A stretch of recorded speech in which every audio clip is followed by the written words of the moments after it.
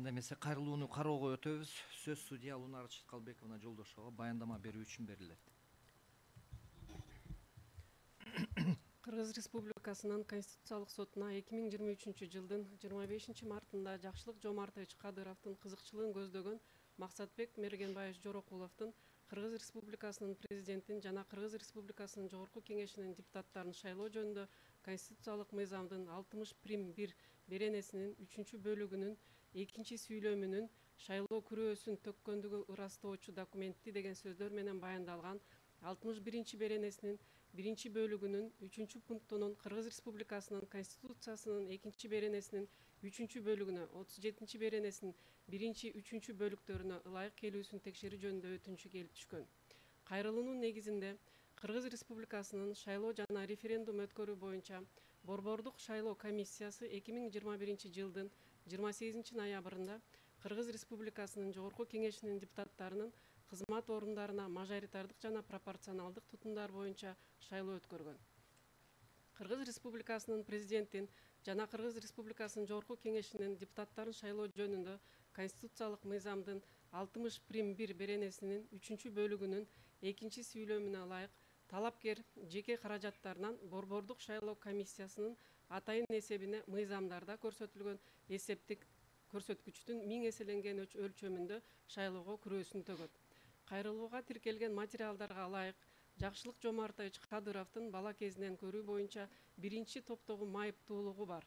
Жана арызда белгиленгендей, анын кирешесинин өлчөмүн эске алганда, шайлоого депутаттыкка талапкер катары эч качан катыша албай, жана шайлоого катышуу үчүн милдеттүү болгон шайлоо күрөөсүн топтоого мүмкүнчүлүгү жоктугун билдирет. Кайрылуу субъектисинин пикири боюнча, мындай жагдай социалдык теңсиздикти жаратып, шайлоо күрөөсүн төгө албагандарды мүлктүк абалына карата түздөн-түз басмырлоо болуп саналат. Анткени Конституциянын 24 беренесинин 1 бөлүгүнүн 2 абзацына ылайык эч ким жынысы, расасы, тили, майыптуулугу, этностук таандыктыгы, туткан дини, курагы, саясий же башка ынанымдары, билими, теги, мүлктүк же башка абалы, ошондой эле башка жагдайлары боюнча басмырланышы мүмкүн эмес. Ал эми Конституциянын 2 беренесинин 3 бөлүгүнө ылайык Кыргыз Республикасынын жарандары өзүнүн бийлигинин түздөн-түз шайлоолордо жана референдумдарда, ошондой эле мамлекеттик органдар, жергиликтүү өз алдынча башкаруу органдары аркылуу Конституциянын жана Кыргыз Республикасынын мыйзамдарын негизинде жүзөгө ашырат. Арыздануучунун пикиринде, талашылып жаткан ченемдер шайлоо күрөөсүнүн өлчөмүн өтө чоң кылып бекитүү менен акчалай жактан мүмкүнчүлүгү бар адамдарга гана багытталган.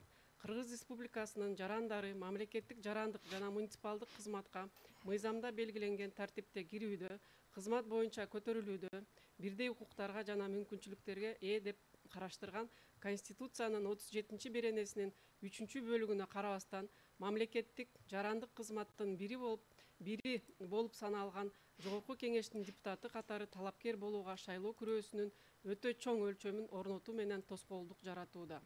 Кайрылуу субъектиси Кыргыз Республикасы катышуучусу болуп саналган атуулдук жана саясий укуктар жөнүндө эл аралык пактынын 25 беренесинин Б пунктунда шайлоочулардын эркин ой билдирүүлөрүн камсыз кылган жана жашырын добуш берүүдө жалпы жана теңдүү шайлоо укугунун негизинде жүргүзүлгөн чыныгы мезгилдик шайлоолордо шайланууга жана шайлоого ар бир атуулдун 2 беренеде айтылган эч кандай басмырлануусуз жана негизделбеген чектөөлөрсүз укугу жана мүмкүнчүлүктөрү бар экендигин белгилейт.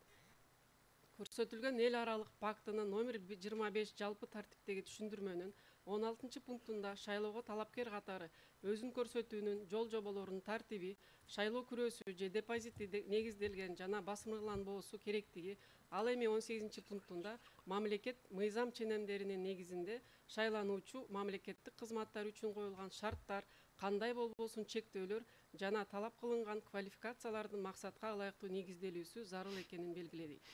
Жогоруда баяндалгандардын негизинде Кадыров талашылып жаткан ченемдик жоболорду Конституцияга карама-каршы келет деп таанууну өтүнөт.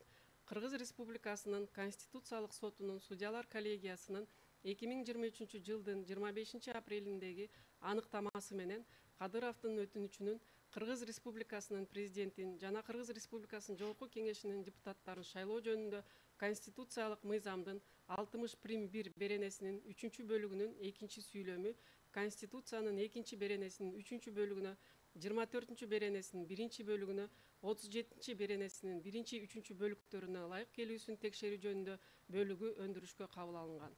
Ал эми ошол эле конституциялык мыйзамдын шайлоо күрөөсүн төккөндүгү ырастоочу документи деген сөздөр менен баяндалган ченемдик жогоруда аталган конституциялык беренелерге ылайык келүүсүн текшерип берүү жөнүндө бөлүгү өндүрүшкө кабыл алуудан баш тартылган.